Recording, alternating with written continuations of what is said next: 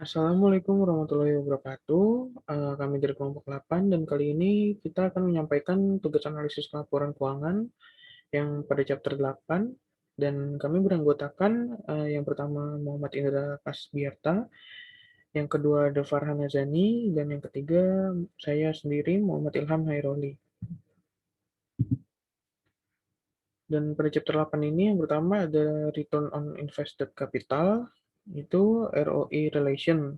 Itu yang pertama ROI berhubungan dengan pendapatan atau ukuran kinerja lainnya ke tingkat perusahaan dan sumber daya pembiayaan.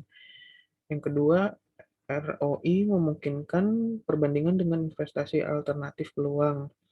Yang ketiga, investasi yang lebih berisiko diharapkan menghasilkan ROI yang lebih tinggi. Yang keempat, ROI mempengaruhi kemampuan perusahaan untuk berhasil menarik pembiayaan, membayar kreditor, dan menghargai pemilik. Dan berikut ini pengaplikasian dari ROI, yaitu yang pertama untuk mengukur manajerial efektivitas, yang kedua mengukur profitabilitas, dan yang ketiga ukuran untuk perencanaan dan kontrol. Measuring managerial effectiveness atau tingkat pengembalian modal yang diinvestasikan terutama tergantung pada keterampilan, akal, kecerdikan, dan motivasi manajemen. Manajemen bertanggung jawab atas perusahaan aktivitas bisnis. Itu membuat keputusan pembiayaan, investasi, dan operasi. Ini memilih tindakan, merencanakan strategi, dan melaksanakan rencana. Pengembalian modal yang diinvestasikan, terutama ketika dihitung selama interval 1 tahun atau lebih, adalah ukuran yang relevan dari efektivitas manajerial. Yang kemudian berikutnya, pengembalian modal yang diinvestasikan merupakan indikator penting dari keuangan jangka panjang perusahaan.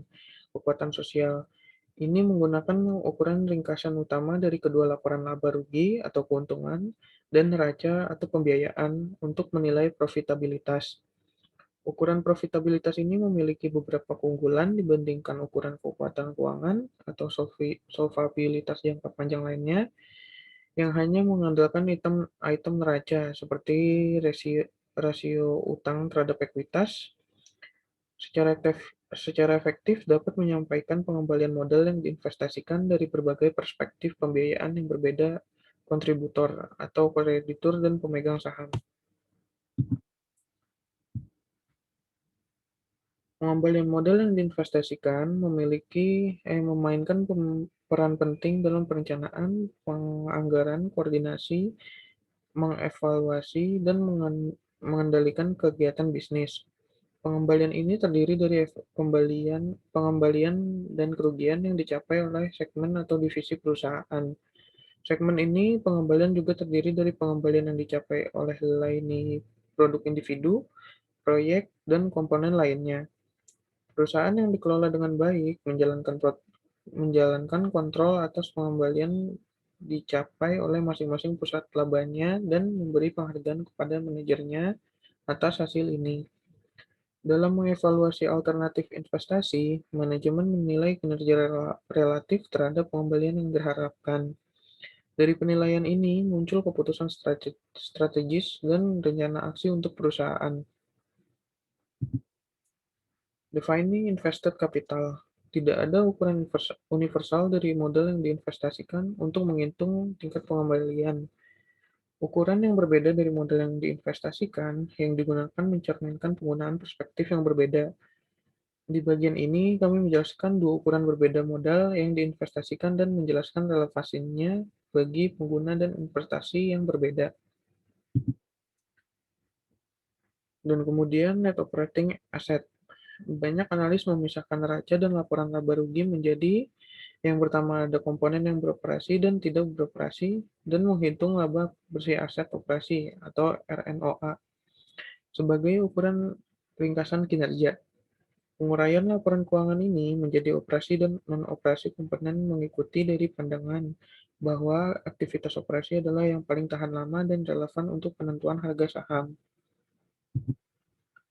Common Equity Capital, Return on Common Equity atau yang disingkat jadi ROC, ini didefinisikan sebagai laba bersih dikurangi dividen preferen yang dibagi rata-rata kesamaan usia. Ekuitas bisa sama dengan total ekuitas pemegang saham dikurangi saham preferen. Lebih disukai stok dikeluarkan dari perhitungan karena dari sudut pandang pemegang saham biasa, lebih disukai saham memiliki klaim tetap atas aset bersih dan arus kas perusahaan, seperti halnya hutang. Computing invested capital for the period. Terlepas dari definisi modal yang kami investasikan, kami membandingkan pengembalian untuk periode tersebut dengan basis investasinya. Modal yang diinvestasikan untuk periode tersebut biasanya dihitung dengan menggunakan modal rata-rata yang tersedia untuk perusahaan selama periode tersebut. Rata-rata digunakan untuk mencerminkan perubahan modal yang diinvestasikan selama periode tersebut. Adjustment to invested capital and income. Pengembalian modal yang diinvestasikan menggunakan nomor laporan keuangan yang dilaporkan sebagai sebuah titik awal. Seperti yang telah kita bahas dalam beberapa bab sebelumnya, banyak nomor akuntansi yang memerlukan penyesuaian analitis, dan juga beberapa nomor tidak dilaporkan dalam laporan keuangan negara perlu disertakan. Beberapa penyesuaian, seperti yang berkaitan dengan persediaan, mempengaruhi pembilang dan penyebut pengembalian modal yang diinvestasikan, dan memoderasi efek.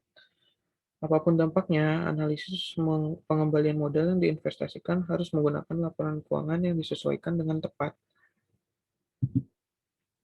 Demikian presentasi kelompok kami dari kelompok 8, dan apabila ada kurang dan salahnya kami mohon maaf. Assalamualaikum warahmatullahi wabarakatuh.